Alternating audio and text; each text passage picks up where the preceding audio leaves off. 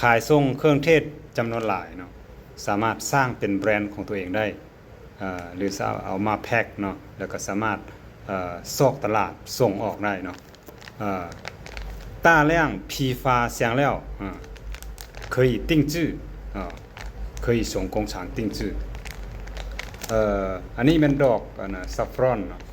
อันนี้แม่นใบมะกรูดเนาะอันนี้ก็หัวสีไข่แห้งนะอันนี้มะเพ็ดนะอันนี้ก็มากของผักหอมเนาะอันนี้แม่นหัวคาแห้งเนาะอันนี้แม่นแค่เนาะอันนี้แค่หรือว่าแค่นางเนาะอันนี้这个是长红花，这个是泰国柠檬叶这个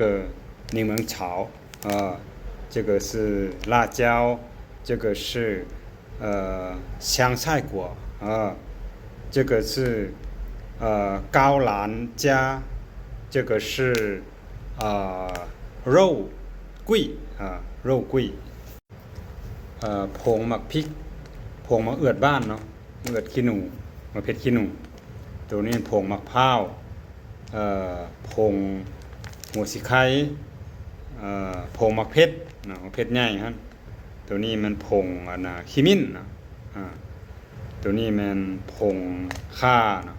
อันนี้มันผงพริกไทย这个是小辣椒粉这个是椰子粉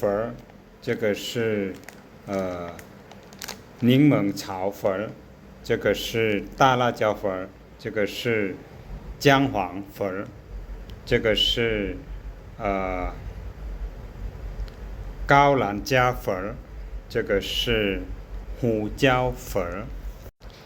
ฮับแต่จองจำนวนหลายเนาะเฮ็ดเป็นแบรนด์ของตัวเองหรือว่าส่งขายต่อต่างประเทศก็ได้เนาะ只能接大量批发的或者定制为自己的产品可以联系我们